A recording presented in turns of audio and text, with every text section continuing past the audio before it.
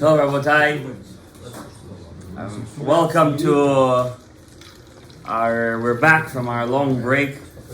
Shiur. Thank you, Avraham. We're back from our long break after a whole month, after more than a whole month of not being together. We did give a couple of shiur on Rosh Hashanah and this and that, but still it's not the same as our Monday night shiur.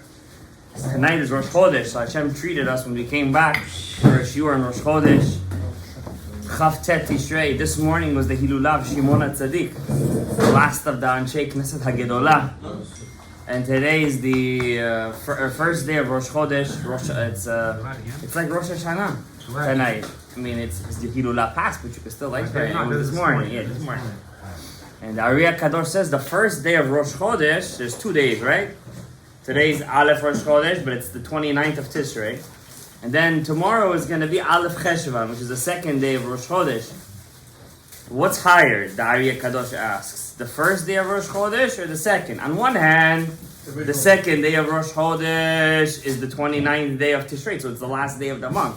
And the next day is the first day of the month, but on the other hand is the first day of Rosh Hodesh.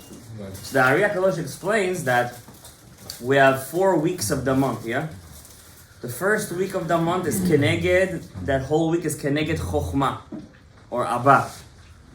That's a very high level, Chokhmah. The second week of the month is all Keneged Bina.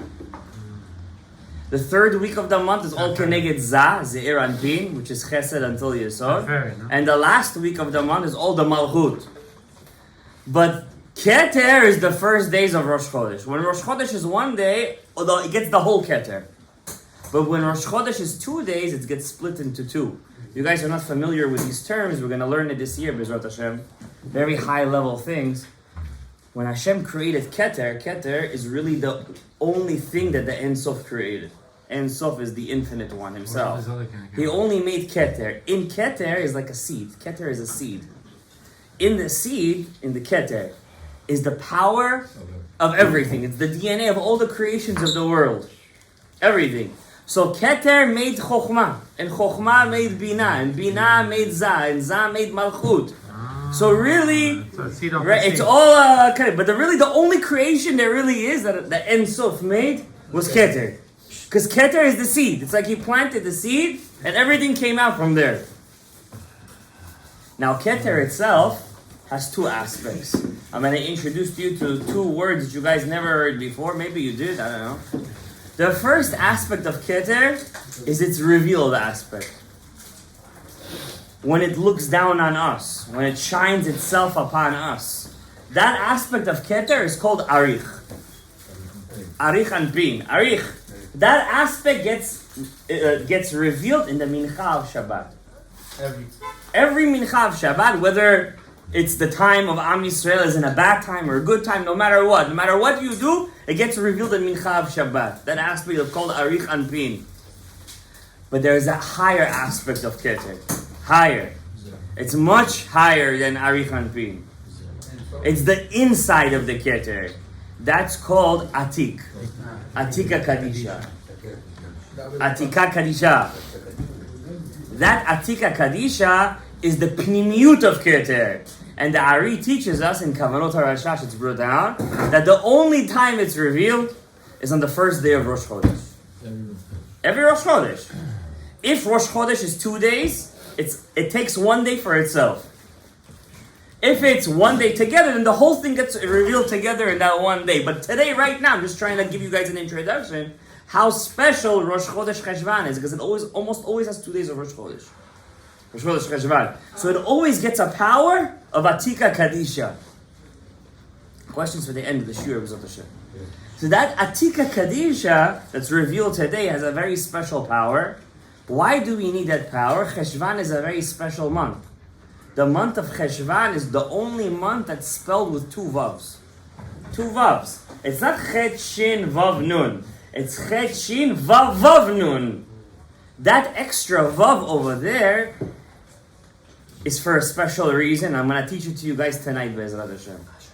I want to start my shiur. First of all, our shiur was sponsored anonymously. First by a guy from Alabama. Yeah. Sweet Home, Alabama. And then a second guy, sponsored anonymously, Zchut Rabbi Shimon Bar Yochai. So may Hashem bless them with bracha, revacha, hatzlacha. Shnat Tafshin Pei Gimel Ashirut Mufleget. That's the name of the year. Shana Shmi we're the first year of Shemitah. We're in a new cycle. We're not just in a new year, we're in a new cycle of Shemitah. It's a very high thing. So first of all, this week's parasha is Noach. And everybody always discusses Noach. They say, well, Hashem did the Keshet, the Anan, and the Averah of the generation of the Mabul was the, infidelity, promiscuity, the Averah of wasting whatever they wasted, Hamas, stealing, which is another form of wasting, and they did Averot with the same gender, and everybody always focuses on that. And the truth is, there's another part of the parasha where if you blink, you just miss it. And it's such an important part of the parasha, and nobody focuses on it, because there's so much to talk about the Mabul. The Zohar itself in Parashat Noah, there's a Zohar on Noach. We read it every morning. It's called Aremiti Yadai Bitzlotim. The Ben Ish Chai says whoever reads that every morning opens up Shefa Shel Bracha V'Atzlacha. It's very important to read that every single day. Amar Rabbi Shimon Aremiti. It's in every Siddur, every Sfaradi Siddur. It's there. You guys just skip it. You guys don't know what you're skipping. After Patach Eliyahu, there's a small part called Amar Rabbi Shimon Aremiti Yadai Bitzlotim. Ben Ish Chai says to read that every morning, and we read that every morning. And it's a very important part to read. But that's in Parashat Noah. But there's another part of Parashat Noah that Rabbi Shimon Bar Yochai writes. He talks a lot about why did Hashem have to bring Noach into the Teva? What was the connection that was happening over there when Noach was going inside the Teva? And the Zohar goes into such depth. And just in 2 sentences, because that's not the point of my shiur today. The Zohar says that the whole point of the Jewish person, how do I explain it to you guys in easy terms, is the Magen David. What's the Jewish sign? The Magen David. What is that Magen David? Really, the Magen David didn't look like this. This isn't the original Magen David. The original Magen David, if you could imagine, was actual names of God.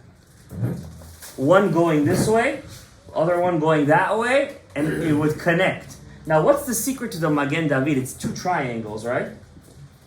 One is going up, one is going down. What are those 2 triangles?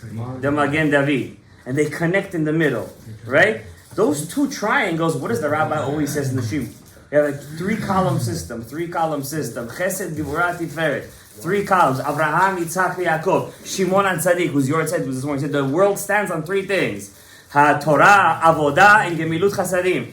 3 things. Rabban Shimon ben Gamliel says, Gabriel, the world stands on 3 things: on the Din, on the Emet, and on the Shalom. Right? 3 things always come. What are these 3 things? We have Abraham, Yitzhak, and Yaakov. Chesed, Gvura, Tiferet. We have Abraham, which represents the right column, Gemilut Chasadim. So you have Chesed over here. That's Abraham. Gemilut Chesed. You have Yitzchak, which represents Gvura. What's Gvura? Prayer. It's not strength. It's prayer. Avodah. Yitzchak represents prayer. That's what it is. What's Avodah? It's prayer. So you have Avodah, because what does the Torah call prayer? Avodah. Right? Va'avadetem et Hashem. Serve Hashem. How do you serve Hashem? By praying to Him. By bringing a korban. Which is the point of our shiur today. The korbanot that they bring. And then you have on the top, which is the middle column, that's Torah, which is Tiferet. Okay? So the man, his triangle is always pointing up. He's always pointing up. Because he gives the zera. The woman's triangle is always pointing down. She represents the next 3 parts. What are they? Netzach, Hod, and Yesod. Right? And when they combine together, those 2 triangles, what do you get? A Magen David. Now look at the Magen David. How many sides does the Magen David have? 6. 1, 2, right? 3, 4, 5, and 6. You have 6. Those 6 are the baby that's born. That baby that's born is Zah. Zah, which is the baby, himself has Chesed, Gevurah, Tiferet, Netzach, Hod, and Yesod. He himself has that. And our job is to bring him the top part. See this top part? What is that top part? Chokhmah, Binah, and that. And he gets one from his mother and one from his father. You understand? And all that combines into making a child. Why is that the Jewish symbol, the Magen David? Because the Magen David symbolizes the one thing that Jewish people have: reproduction. We reproduce. That's our job in this world. When Hashem created the world in Bereshit, there's a medrash, it says he took the Leviathan, he chopped off his reproductive organs, and then he took the female, he killed her, pickled her, and saved her for the Sukkot Orosh Leviathan.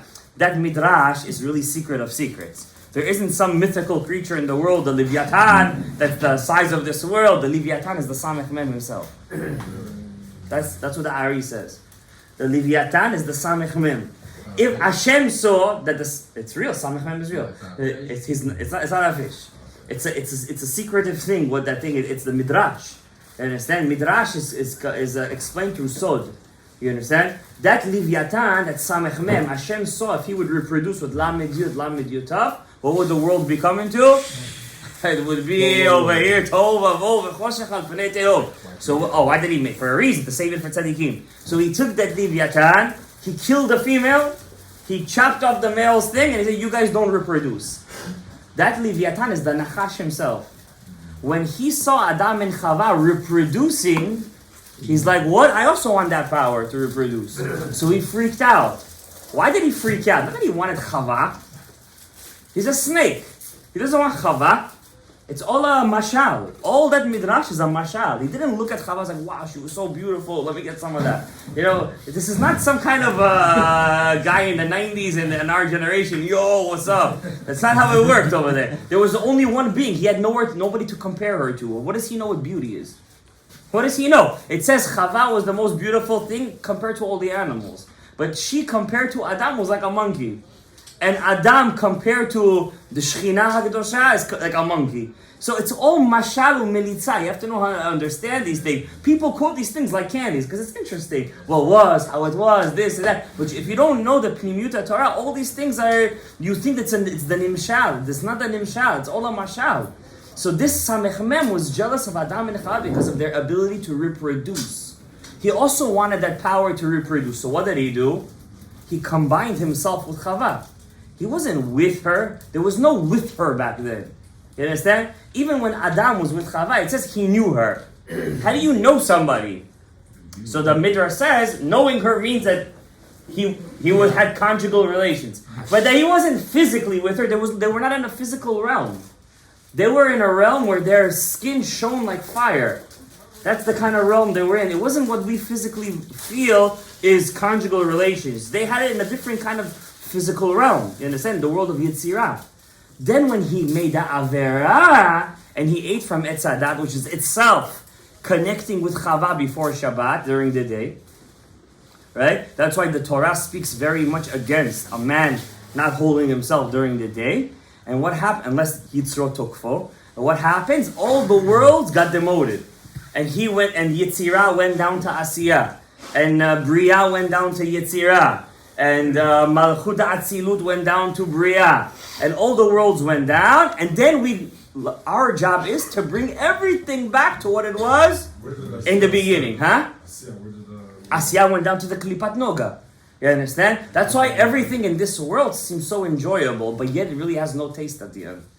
We taste it and then we get sick of it.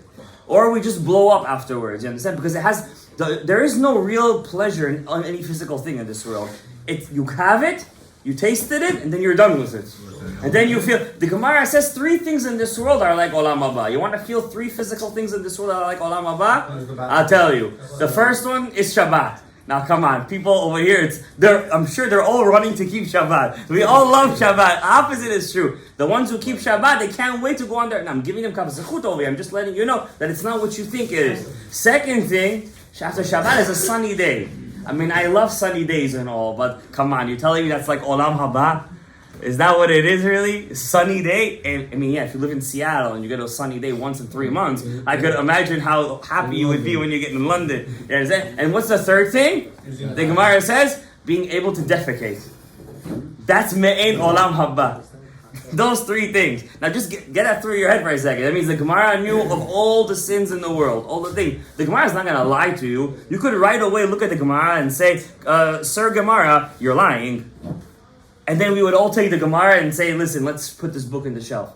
But the fact is that all the rabbis in the world learned the Gemara. They learned.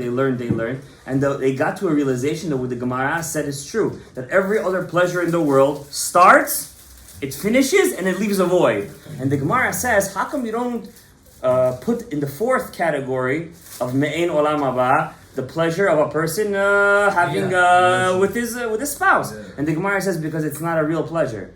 The Gemara says, why? He says, I'll tell you why. The Gemara says, because after you're done, you're weaker than when you began. And when a person is weaker than when he started the pleasure, it means it was a fake pleasure. And the Gemara brings a story to back it up in Masechet Yoma. The Gemara Masechet Yoma says that the Chachamim, Ezra and Nehemiah, Zerubbabel. He's called Nehemiah. In the Tanakh, he's also called Zerubbabel. So Ezra and Zerubbabel, when they came back in the second time of the Ole Yerushalayim, and they said, we're going to kill the Yetzer Hara of Avodah Zarah. We're going to knock him out. We're going to slice him up. No more Avodah Zarah. We're done with that. We're done with it. They took the Avodah Zarah, they caught him, they did shchita to him. They killed him. That's why today nobody has the ta'anuk of Avodah Zarah, right? Except if you're in the Israeli army, then you go to the Far East and you get high, then you think you're doing something. That's something else, right? And then the second, like, we already have and it was on Rosh Hashanah. It was on Rosh Hashanah this all happened. And then they said, don't ask me how I know. And then they said, we already have an Et Ratzon and Shamayim, let's take the other Avodah Zarah. Let's take the other Yetzer Hara. And they saw him, it was like a small little beast. Like a small doggy. They take him, they caught him, and he started to cry. Because that's all he is, it's a puppy. And they took him and they put khol. Khol is like makeup, eyeliner. Back then the eyeliner was made out of thicker stuff. And they just closed his eyes. Like this, just closed his eyes. The Gemara doesn't exaggerate. The Gemara says, the next day they couldn't find an egg in Eretz Yisrael. A chicken wouldn't lay an egg. That means without the Yetzer Hara, they just blinded him.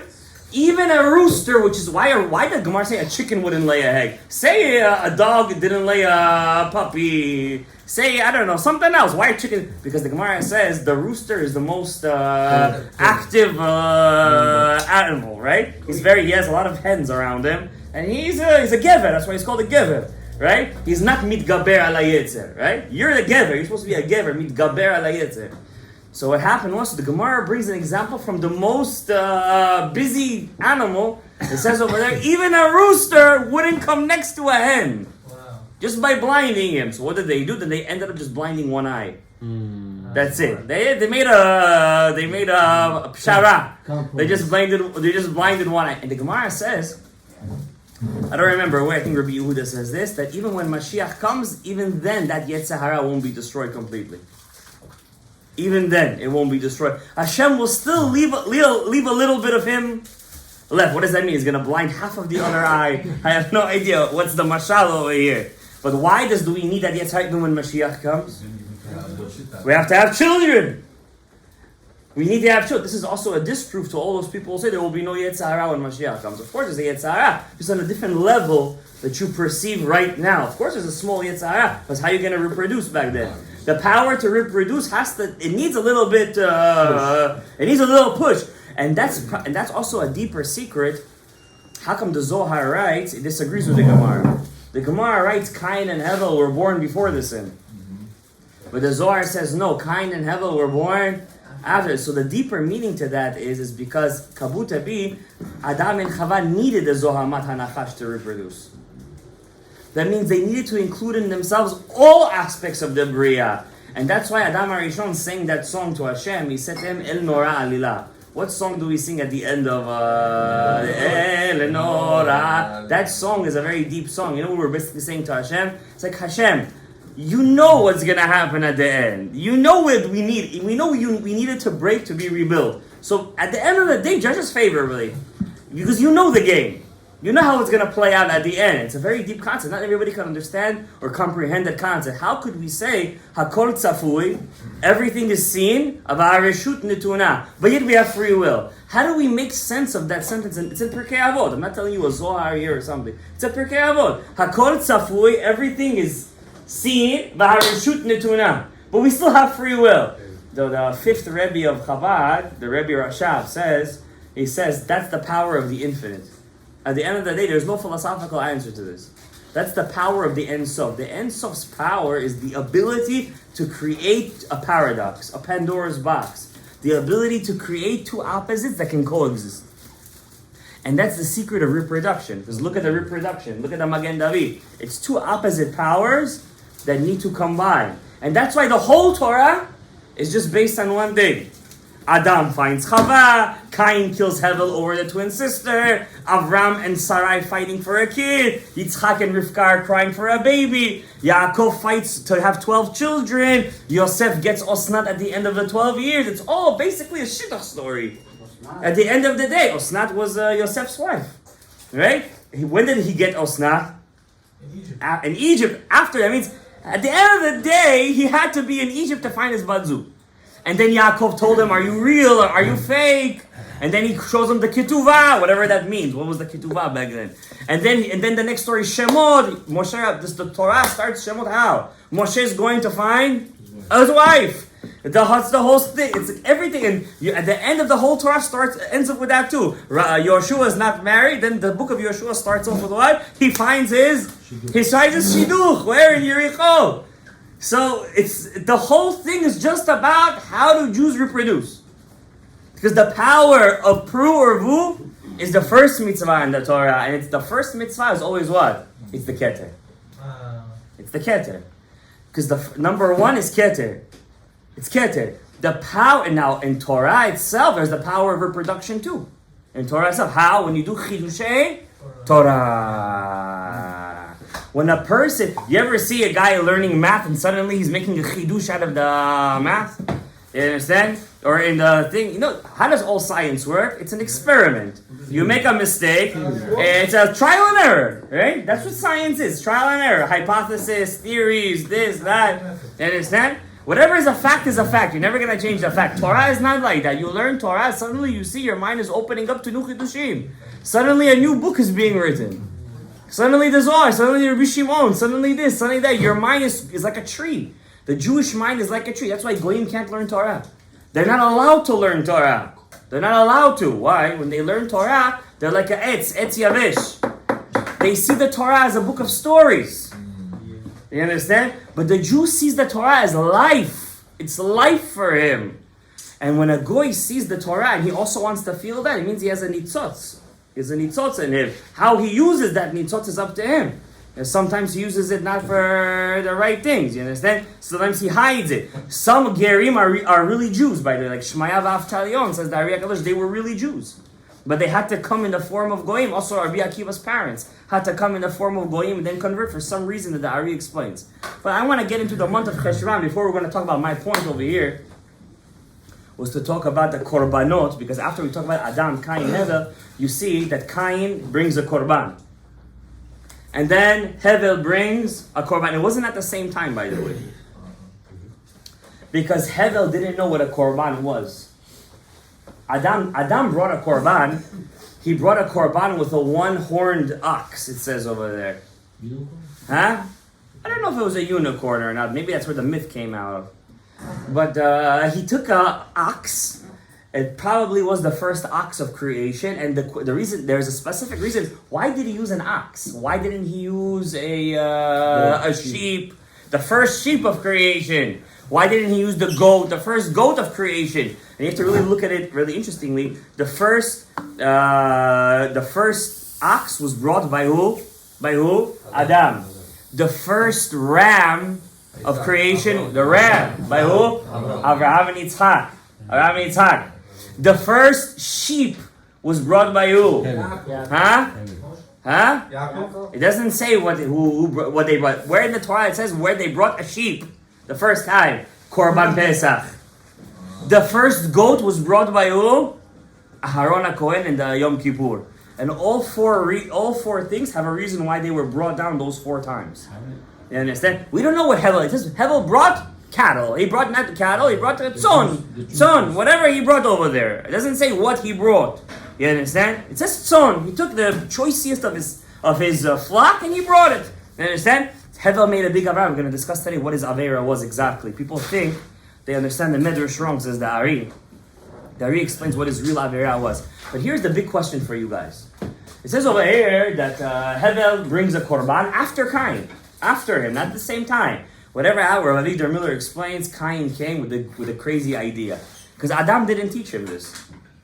He came up with the idea, he was looking how to find favor in Hashem's eyes. You ever walk outside and instead of thinking how to make money or this and that, everything, what can I do today to make Hashem happy? We think we're big tzaddikim. We come to Shacharit, 6:15 in the morning, as if we're doing him a favor. We think that we come from Mincha, from Ma'ariv, we make him 100 brachot, 4 kedushot, 10 kadishim, 100 brachot, we give tzedakah. We think we're some big tzaddikim, right? But back in that day, there was an idea that many people don't have today. Some people have it. They walk around and thinking, what else can I do to make Hashem happy about me? It's a very high level. And that's how people used to think back in the day. That's why they were so innovation. There was so much innovation in Talmud Torah. You understand? In the Torah itself, there was a lot of innovation. Like Rav Yosef Karo got up one day, he's like, what can I do to make the Jewish world better? It wasn't like, I'm good learning Gemara my whole life. He was a Rosh Yeshiva. The biggest yeshiva in Eretz Yisrael. But he didn't think that. He thought, what can I do to make the world better? And he's like, why don't I make a book that combines all the poskim? It was a crazy idea back in the day. You understand? The Rif woke up one day and he's like, how could I make Hashem happy about me? What can I do the extra mile? It's like, why don't I make the Gemara more accessible to people? And these people, they were innovators. Cain was an innovator. He was the greatest innovator, and that innovation gene went to his kids. Who was the first person to make musical instruments? David. Cain's descendants. Was it Tuval Cain or Yaval? Who was the first person to make nomadic herd grazing? Cain's kids. Who were the first? Cain's kids were great innovators. They were inventors. The first person to make weapons, Tuval Cain. He made the first weapon. You understand? They were Hevel. Do you hear anything about them? No, nothing. You don't. I mean, not Hevel. Shet's kids.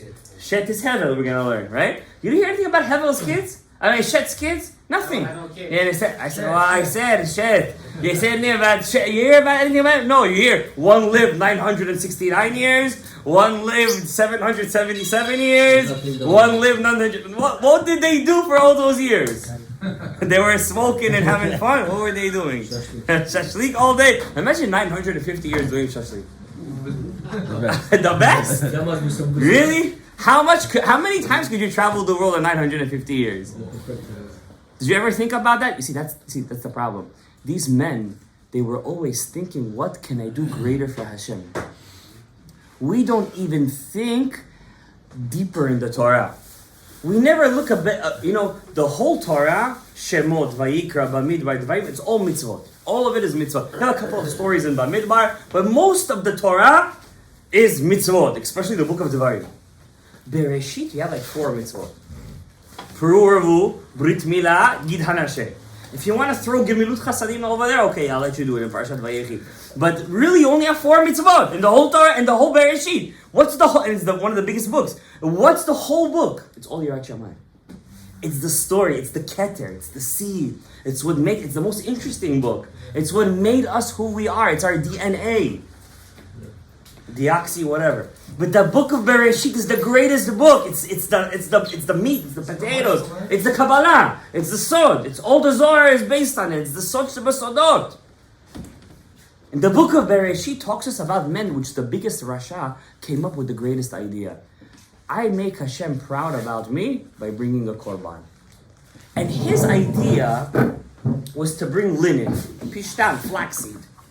Why did he bring flaxseed? The Ari cryptically said because he wanted to make the malchut. He was a farmer. Cain was a farmer. He wanted to make the Shekhinah, the malchut, weak. He wanted to weaken the malchut. What does that mean? He wanted to weaken the malchut. That's one point. Hevel sees him. That's a question. I don't know if we'll answer that question tonight. Something to think about, Rabbi Yisai. It's think about the Torah. That's how you make chidushim. And then Hevel comes, he sees his brother make a korban, and imagine, he brings a korban, it's like doing a siyum masechet. You guys, they just made a siyum shas yesterday, right? Was it really the whole shas they did? What, they did the Mishnayot they did, or they did all the shas, the Gemara, what? The whole Gemara, each one took a masechet, something like that? Okay, very nice. And how many people were there? 100, 200 people, something like that? It was a masiba, right? Siyum shas, there were speakers over there. Imagine Cain. He's bringing the first korban after 40, 50, 100 years. Adam brought a korban, that was it. He didn't bring any more korbanot. His korban was so strong, says the Ari, in Shar Psukim. His korban was so strong. Look what he did. Every time I read this Ari, I get such a jolt of Allah Hashem. You know what he says when Adam brought the korban? You know what he did when Adam brought the shor? With one horn, shor, par, makrin, mafris.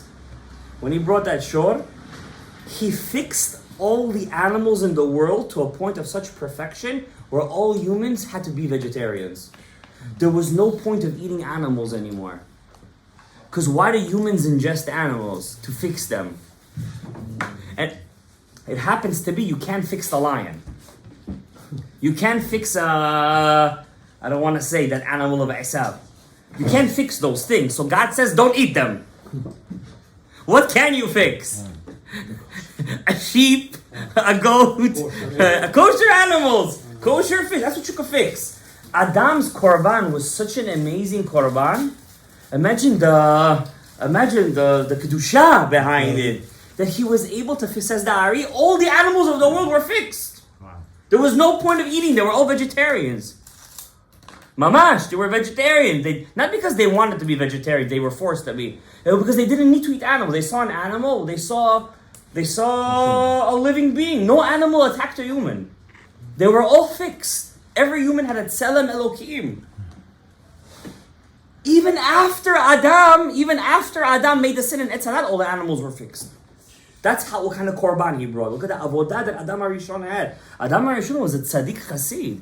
Anyone thinks that Adam HaRishon was a rasha chas v'shalom and stuff like that, the Zohar says very bad things about those people. The Zohar says that Adam HaRishon sits at the gate and he's every person who comes, why did you? He says, I ate once. If you would have been there enough times, you would have eaten and eaten. After Hashem would have spoken to you, you would have eaten again. That's what it says in different words, obviously, but the same point. Adam HaRishon, he was a tzaddik chassid kadosh elyon. It says over there that Adam HaRishon spoke to Rabbi Shimon Bar Yochai in Idrazuta right before he passed away. Adam HaRishon was, Yetzer Kapav Shel HaKadosh Baruch Hu is? The actual Yetzer Kapav, Hashem made him kiviyachol with his own hands, kiviyachol. Look at the korban he brought. Doesn't it give you a jolt of Yirat Shamayim? What one man can do by one korban? Cain came up with this idea by himself. He was an Oved Adama. He was a farmer. And he's like, I want to show Hashem my love. I want to, kiviyachol, hug Hashem. I want to, I don't want to say the other part, but I just want Him. Do we think like that when we walk outside? I just want Hashem. Do we sit over here and feel Him right here? When we have a problem, do we feel Hashem? He felt Hashem. Cain was a Navi. And he goes to HaKadosh Baruch Hu and he says, I'm bringing you a korban. Imagine the nishama he put into that korban. He put all of his heart and soul. And then his younger brother, who learned from him, his student. Now you feel bad for him, huh? His student comes and he says, I also want to bring a korban. Hi. Check out. He brings the korban. It doesn't say that God didn't accept Cain's korban. It just said he didn't turn to his korban. That means Hashem didn't show him an extra appreciation, like, wow, amazing. Hashem took his korban. What, do you think every person who brought a korban in the Beit HaMikdash got through a fire from heaven? That's not how it worked. You brought a korban, there was an esh from Shamayim, in the first Mikdash, not the second one, and you took from that esh and you brought it on the korban. And the Torah says Hashem accepts the korban. What do you want more than that? So happens to be that Hevel took the korban to the next level. So God said, I'll show him a little, you know when you have two students in class and one is already a goody two-shoes, so you feel like you don't have to show him that thing, but you have one kid that finally does something right, so he's like, oh, here, take a present. And then the goody two-shoes kid is like, what? I'm over here working my jambalayas over here, and then you're showing him the appreciation? Cain was filled with rage. Rage! How could he do such a thing? So Hashem had to speak to him. He had to speak to him. And he said to him, Cain, lama naflu panecha? Why is your face fall? Here we already see the part where Moshe and Aaron, they always fall on their face. So we see over here that Cain was falling. That means who's the first one who fell on his face? Cain. But Moshe, it says, Cain, lama naflu panecha? You guys are not reading the parsha. Rebbe, you're not reading the parsha. You're looking at the thing. You know, when I want to come up with a chidush in the parasha, not that my chidushim are real. I hope they're. But if they are, I hope Hashem forgives me. Not real? But you feel not accepted or what? Wait a second. When I want to come up with a chidush on the Torah, I take a chumash without any pirushim. No Rashi, no this, no that Zekenim, Ramban. I just look at the words themselves. And what are they telling me, the words? That's how you come up. That's how Rabbi Yehuda Ftai says you have to learn Yetzer Chaim. Just read the words of the Ari and try to understand what he's saying, what he's telling you. Stop looking at the Mefarshim all the time. And then look at them, see if what you're saying is close to them. Maybe you were Makavan to them. So Cain felt, not that he wasn't accepted. Why did he think he wasn't accepted? How come Hashem didn't show me that extra love? Like two kids that are fighting over their father's love. What were they fighting of? I want to ask you guys, if Cain was such a rasha, like that one rabbi said, he was a serpent, his skin was like a snake, chas v'shalom, what kind of shtiyot is that? I want to understand. Where is he coming up with these things? But till today, I can't get that out of my head. And then it says that Cain was fighting over Hashem's ahava. Who's the greater Oved Hashem? Who's the greater Oved Hashem? And he killed his brother over that. After Hashem spoke to him. It wasn't jealousy. You guys are looking at it like a first grader. It wasn't jealousy. It was more than jealousy. It was a thirst. It was an obsession. It was Cain was obsession with Hevel's. And Hashem allowed Cain to kill Hevel. He allowed him. He allowed him. And the Ari says, Hevel chata. Hevel sin. Hevel sin. Chata sin. Shehitzitz b'shchina. He gazed at the Shechina. What? What does that mean? He gazed at the Shechina. Does that mean he gazed at the Shechina and he enjoyed the Shechina? Wow. Yeah. Or does that mean he gazed to the Shechina? Now we're thinking a step more. Was it just some kind of pleasurable thing? Like, whoa, I'm getting a blast of prophecy right now. No, says the Ari. If you learn it like that, you're still learning it like that first grader who learns the Midrash, and you'll always read it the same way. The Ben Ish Chai says, those people who read Zohar their whole life and they're just reading, they're 50 years reading the same Zohar, 50 years with the same understanding of it. You're not going to get anywhere like that. Think, reproduce, mechadesh in your mind something. Reproduce in your brain a chidush. Try to see the deeper, look for the mefarshim. He didn't gaze at the Shechina. He gazed to the Shechina. I'm going to explain that hopefully in a minute. Then, it says over here something interesting. It says after he gazed at the Shechina, Hashem allowed Cain to kill his brother. Because he made an Averah, and you have to pay the piper. You got to pay for it. And he killed him very brutally. He stabbed him all over with a rock. He brutally murdered him. He didn't know where it was coming. Midrash, he didn't know where the lifeblood came out of. Until he reached. That means murder was not something that it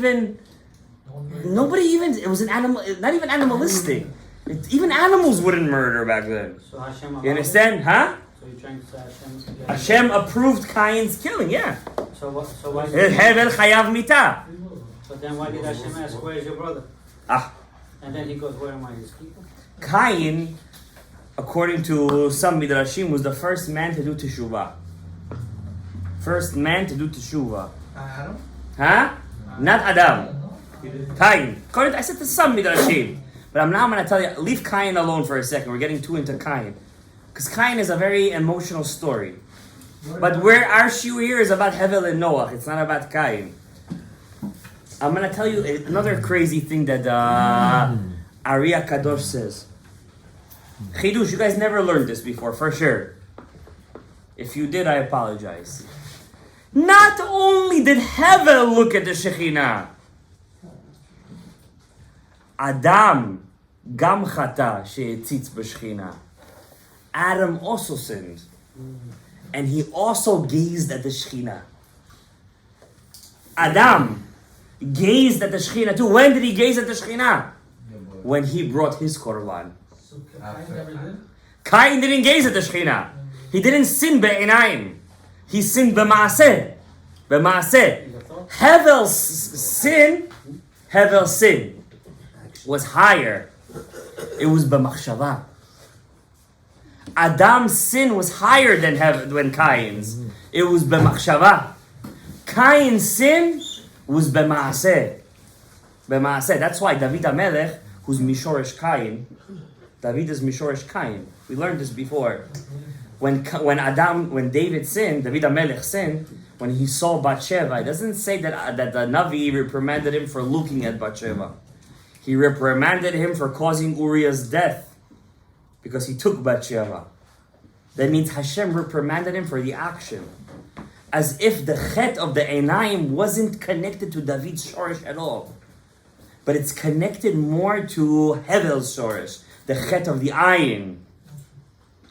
And we learned that Moshe Rabbeinu fixed that, we all say, when he hid his face, right? When he was by the burning bush, he hid his face. Oh, you hid it, you fixed it, you're good. It's deeper than that. Because he hid his face, and then he got to see the correct place. Because it's not that Hevel made a sin by looking. He was supposed to look. But he made a sin at where he was looking. Explain. So Where was he looking? Because Moshe Rabbeinu, who's Hevel, you guys are making me jump in my shoe right now. Moshe, who's Hevel, also looked. It says, Utmunat Hashem Yabit. And he looked at the picture, Kivyachol, of Hashem. That means Moshe also saw. When? After he hid his face. That means once he fixed the sin of Hevel, then he was allowed to look. But he looked at the right place. What does that mean? He looked at the right place. If Moshe is Hevel himself, right? Or incorrect? Right. Moshe is Hevel. That means, and Moshe looked after he fixed the sin of Hevel. That means Hevel, before he brought the korban, he was allowed to look. So what was Hevel's sin? Not that he looked. He was supposed to look. Question, where did he look? Where did he look? And that's what it says. Hevel hitzitz b'shchina. He looked to the Shechina. Which part I can't look? What does that mean? He looked at the Shechina. What was Hevel's sin? Now I'm going to tell you a bit of sod. You guys probably won't understand what I said, but at least your neshama understands what I'm saying. There is a pasuk in the Torah, and this is going to connect to something you guys don't know. It's in Shara Gilgulim, Perek Lamed Dalet, Hagdama Lamed Dalet. Shara Gilgulim says that really Hevel didn't come back straight as Moshe. He took a nice tumble through nice detour through history till he got to Moshe. He wasn't just Moshe, Hevel Moshe. People think that's the truth because people don't learn Shmona She'arim. They just learn a drasha from some rabbi, a newsletter on Shabbat. Moshe is Hevel and Laila Tov. No. Moshe, by the way, Moshe doesn't end at, Hevel doesn't end at Moshe too. Then he comes back at Rabbi Shimon Bar Yochai and as the Ari Kadosh and has thousands of tzaddikim and talmidei chachamim. Don't think it ends over there. Alright? And there are Hevel sitting over here too, and there's Cain sitting over here too, and many Sharshei Neshamot. Okay? So let's not think that the story ended over there. That's why the Ari writes them down. Why does the Ari write them down? Because it's nogea to us. Rav Chaim Vital was Mishorish Cain. We said this many times. Not only was he Mishorish Cain, he was the Muvchar of Shorish Cain. He was Metaken Cain. He was supposed to be Mashiach Tzidkenu. Rav Chaim Vital. It was supposed to be, lo istaya milta. Lo istaya milta. Anyways, I want to say something. What was I going to say? What did he look at? Why does he say he looked at the Shekhinah Garia? It's not a shiur on Sigulot. But it's deeper than that. It's Torah. Sigulot is also Torah. So it says over here, it says in the Pasuk, Vayisha Hashem El Hevel Ve'el Minchato. Look at the Pasuk. Vayisha, I'm writing it down, Vayisha, what's with these pens today? Vayisha Hashem El Hevel Ve'el Minchato. First of all, very interesting. The L is not interesting here. Actually, you just got a chidush in my head. Huh? The word Vayisha. Say Vayifne and he turned to him. Say Vayistakel El Hevel. He saw Hevel. What's Vayisha? And he turned to Hevel. And he kind of heard his salvation, like Vayosha Hashem. The word is kind of out of place. That's number one. The first word over here is an anomaly. And then it says El Minchato. Why does he call his korban a mincha? Did he bring a mincha? Anybody here who knows Sefer Vayikra? What's a mincha? Rabbi Asher, please help me out here. What's a mincha? Flour. A flour korban. Whose korban was the flour mincha? Cain's. He brought the flax seeds. Hevel brought the beef. Yeah, he brought the veal. He brought the beef. If he brought beef, I don't know what he brought. I mean, so no, it says over there. Some kind of sheep. I don't know what he brought. Why does he call it a mincha? Says the Ari. Hevel is Moshe. Yeah, Hakol Tov Yafeh. But to get to Moshe, remember I told you both of them looked at the Shekhinah, Adam and Hevel. You see, the exact position you were in the beginning of creation, in your first Gilgul, that's the exact position you're going to be again when you're going to get to that scenario again to fix that tikkun. So Adam and Hevel both have to come back together. But not just come back together, they have to come back as father and son. They do come back as Noach, but not Adam. Only Hevel comes back as Noach. Who comes back as Adam and Hevel? That spark that fixed this Avera. Huh? Avram and Moshe? No. David and son. Amram was Ziarai. Amram, it doesn't say Ziarai La, but you could. Abraham and Yitzhak. Abraham and Yitzhak. Wow. You see what happens when you learn Masachet Midot early in the morning? Abraham and Yitzhak. They're Adam and Hevel. Says the Ari. Yeah, give him a nice head rub. Adam and Hevel. Who was Mitaken Mincha? Who was Mitaken Mincha? Yitzhak. V'yisha Hashem el Hevel ve'el Minchato is Mincha. The Mincha. The Tefillah. Yitzhak didn't bring a korban. Maybe he did some other part of his life. But what was his Tefillah? What was his Chidush? Mincha. Because Tefillah bimkom korban. Tefillah bimkom korban. El minchato. How do we know, says Dari, what's the allusion to the fact that Hevel is Yitzchak? How old was Hevel was Yitzchak when he brought the korban, when he was brought to 37 years old? How old? Yitzchak was 37. How do you spell Hevel? Hey. Bet.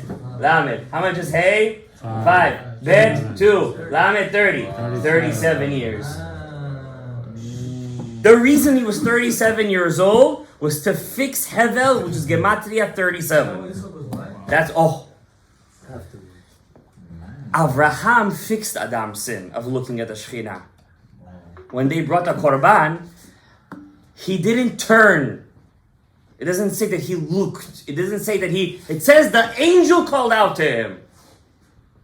To Adam, to Avraham, which is Adam. That's why it says, and he went with Yitzchak Beno. That means the same father and son are walking together again. To the same path. And Yitzchak does mess up again. But he did it out of love. He didn't do it out of bringing... He was the korban this time. So Hashem said, I'm going to wait to give him the Yisurim. I'm going to wait till he gets old. He's going to get blind. Because you saw, now you're not going to see.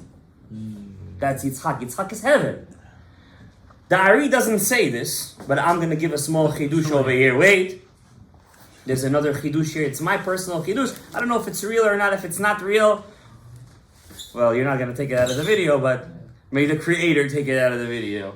It's all real. There is another mitzvah that equals 37. And it's done in the morning.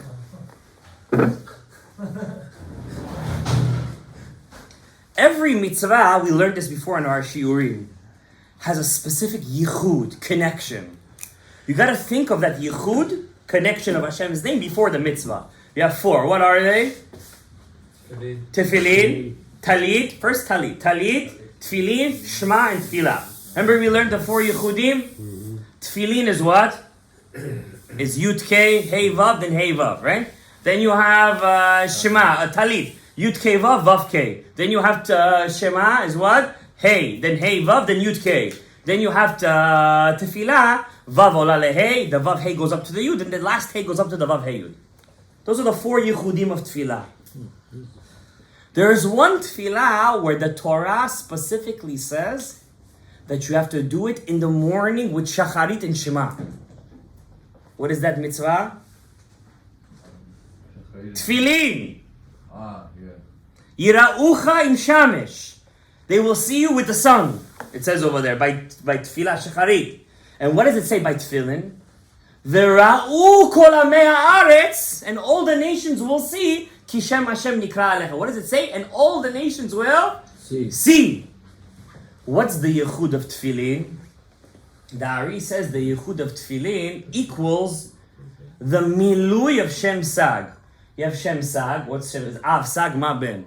Right? We all learned it many times. You guys should know this in your sleep already. What's Shem Sag? You have Yud K Vav K, right? Yud K Vav K. Let's fill out the words. Yud Vav Dalet. K Yud Vav is Aleph Vav. And the last K is K, Yud. So the milui is Vav Daled Yud, Aleph Vav Yud. So the yichud of Tefillin equals the milui of Shem Sag. 63. Now 63 is the whole thing. All right. Do 63 minus 26, what do you get? 37. That's why by Tefillin specifically it says, Vera'u kol amei haaretz. And all the nations will what? See. Ki shem Hashem nikra elecha. Because the tikkun of the seeing of Hevel, Bepratut, is in the midst of Tefillin. Question is asking why you make minus 27? Huh? 26 is the Yud K Vav K. I'm just taking the milui. How's Sag connected to Tefillin? Huh? The yichud of Tefillin, which is the yichud of Tefillin, which is Hey Vav Yud K. Hey Vav, then Yud K equals the milui of Shem Sag. Understand? And that, by Tefillin, it specifically says, and they will see you. And it also equals, says Dari Hevel. But it doesn't explain what is Hevel doing over here. And the answer is, I think, but specifically by Tefillin, it says that they should see it. Now, you can ask me a question. What question you can ask me if you're a bit... Why I can give oath to Cain? Huh? Oath. Okay, that's a different question. But that's the question I'm talking about. I'm talking about the question on seeing. How could you slug up the Kiddush? What does it say by Tzitzit? Also, Uritem Oto. So how are you going to make the connection away? There's no 37. Okay, Beseder, we'll think about it. I didn't get over there yet. But that's one thought that I had. Okay? Now, that's for Adam. Now, let's get to Noach. It says by Noach, it says in Hagdama Lamedad of Sha'ar Gilgulim, Hagdama Lamedaled, it says over here, Ki Hevel, Nitgalgel, came back in the Gilgul, B'Sheth, first he came back as Sheth, Hevel was his brother, Sheth. Ve'achar kach ba b'Noach, he was also Noach, Hevel was Noach. Ve'achar kach b'Shem, He was also Shem. Wow, they're living at the same time. How is he Noach, Shem, and Shet at the same time? And that's what it means by Moshe Rabbeinu, Va'ata yadati yidaticha b'Shem. I'm sorry, I said it wrong. Va'ata amarta yidaticha b'Shem. God said to Moshe, Moshe said to Hashem, you told me I will know you b'Shem. So really he meant that I am Shem. Because Moshe then is the next one. So Moshe knew that he was Noach, he was Shem, he was Shet, and he was Hevel. He knew all of that. So that's what V'ata yidaticha by what? B'Shem. And then he says to Hashem, V'gam matzati chen. What's chen? No. I found favor in your eyes. Chen is otiyot. Noach, I'm also Noach. So Moshe knew all of his gilgulim. That's how he was able to fix all of them, and get to a highest level of Radla, which is the Atik, which is today's Rosh Hodesh day. So Moshe Rabbeinu knew. So Noach did something amazing. But then he messed up right away. But he did something amazing, something that wasn't done before. Cain and Hevel brought korbanot. They brought korbans. Cain's was accepted, but not favorably, like something crazy. Hevel was favored, but he saw the Shekhinah. I didn't explain to you what does that mean. I think maybe it's too deep. And then Noach brings a korban right after the great deluge. Huh? Before he gets drunk. What are you trying to say? We're Noach and Lishem? What are you trying to say? No, because you're pointing out that he was drunk. No, I say he got drunk. Yeah, I know we all know he got drunk. That's the most famous part of the story. But what's the other part that everyone skips? He brought what? A korban. He brought a sacrifice. 7. And it says over there, Vayarach Hashem et reach hanichoach. And he smelled a favorable aroma. And Hashem says, wow, that's one shashlik over there. That's one al ha'esh. This guy knows how to make al ha'esh. Lahavdil. And he says, Hashem, because of that, I swear. From this one man's avodah, guys, we're talking about one tefillah. That's what a korban is. Do you see what one tefillah can do? Mufleged. You see what one tefillah could do? And he swears that if he wouldn't have brought that korban, how many floods we would have had? We just had a small flood over here. We're all running upstairs. We're going crazy. This one's crawling. One sacrifice he brings Noah. What happens, Abraham? No more rain. No more flood. Covenant. I'm never going to destroy the world again. Covenant. And not only that, I'm giving you Noach a brit. A sign. I'm giving you a sign. Not only am I there. By the way, tomorrow is going to be a crazy sign in the world. A different kind of sign. It's going to be a solar eclipse. But I don't think we're going to see it from America. In Israel, they're going to see it. You know what a solar eclipse means in the world, right? Balagans are coming. Baruch Hashem, the Jews are okay. We learn Torah. Thank you, Hashem. So it says, but he gives him a sign, a rainbow. You guys ever see a rainbow in its glory? You're not allowed to look at it, guys. A rainbow is like the Brit of Shamayim. A rainbow is the Brit Milah of Shamayim. You're not allowed to look at it. You have to have enayim. That's the secret. Why is Noach's korban such a high level? Noach. He showed the whole world. Awesome. He saved the world. Yes, he got drunk afterwards, and Ham and Canaan. Yeah, we know. We're not there yet. We're not in that part of the story yet. Gabriel. Why was Noach's korban so amazing? His korban, Kivyachol, brought Hashem to a point of such amazingness of the Adam, of the human being, that he said, I'm giving you a sign. A sign! I'm giving you the most, a rainbow is a very beautiful thing. It's a freak of creation. Right? Where did it's amazing stuff. It's like when the first time I saw a rainbow in my life, I was driving down Main Street, and I'm like, I stopped my car. I was in my 20s. I never saw it. First time I saw a rainbow in my life. And I'm like, am I living like in a cartoon over here? This thing is crazy. I couldn't stop looking. I don't want to look, but I have to look. It was crazy. And I looked, the point is, you got to look at the bracha. You got to find the bracha. Who says the bracha? You're Abraham. So the rainbow. And a thunder too. But what's the halacha by the rainbow? Why was Noach so successful in his korban? Because he made a sign that you're not allowed to look at. What was Hevel's avera? He looked. How do you bring back the kedusha of Noach's korban? How do you bring it back? By not looking at the rainbow. When you see it, you're not allowed to look at it again. Don't look at the rainbow. And when you do that, Noach didn't look. There's rainbows everywhere. You have to go back. Don't look at the rainbow. Don't look. Don't look. Wait a second. Don't look. That's what I'm saying. We understand what you're saying. Don't look. So that point is the not looking. Now I'm going to tell you a secret over here. The connection for the tzitzit, 37, Yeah. is 8 times 4 sections is 32, 35 knots is 37. You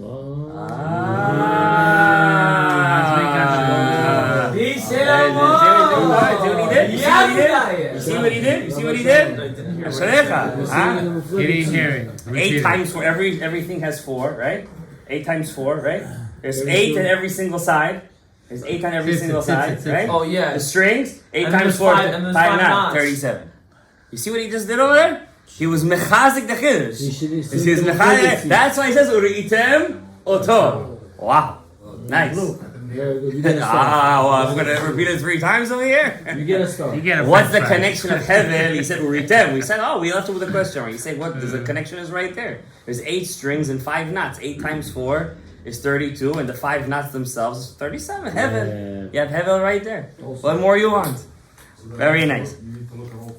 You have to look. We look at all 4 when we say Vayomer. We look at all 4 over here, like Daria Kadosh. Anyways, I want to tell you how do we connect to this. An amazing Gemara. I was thinking of this Gemara in the middle of Sukkot. Sukkot is a very tough holiday. Very tough holiday. Why? You know that there is simcha going around, but yet you can't feel it. Everybody's besimcha, but yet you feel like you're the only one not besimcha. And it's a tough holiday because it's the one holiday where the Torah specifically says v'samachta. Yeah, we learned in all the other ones too, but it's bidrasha. But this is the one where it says mamish v'samachta. It's chag simchateinu. That's what it says. Yes, we know, Abraham.